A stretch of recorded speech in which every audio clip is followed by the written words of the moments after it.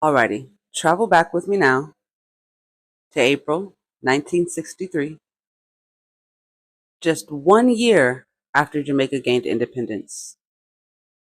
About a week before Easter, in a quiet community near Rose Hall, a gas station was set ablaze. What followed was not just law enforcement doing its job. Oh no, it was a coordinated purge. The incident, now known as the Coral Gardens Massacre, marked a state-sanctioned attack on Rastafarians. Anyone with locks or who practiced the Rastafari faith was rounded up. People were pulled from homes, from hillsides, off street corners. Some were never to be seen again. The violence was swift and merciless. Eyewitnesses reported public beatings, illegal arrests, and raids. At least 8 people were confirmed dead, and countless others were brutalized or disappeared altogether.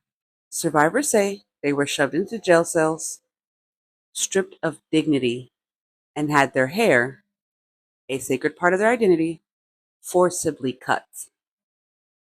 Some say they were tortured. Others still recalled being mocked, degraded, and denied justice. Local media barely covered it. The stories were buried, and for decades, the only record came from survivors' oral testimonies, passed down in whispers.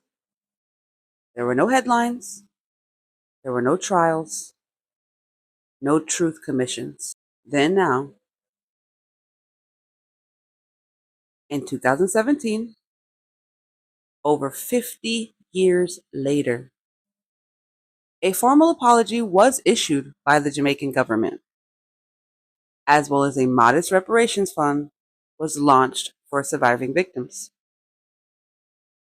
But no immediate investigations, no prosecutions, no public reckoning. The Coral Gardens Massacre wasn't a misunderstanding. Oh no, it was a targeted cultural suppression. Rastafarians were seen as a threat, politically, religiously, and visually. They were punished for it. It was systematic and intentional. This is not just about history. It's about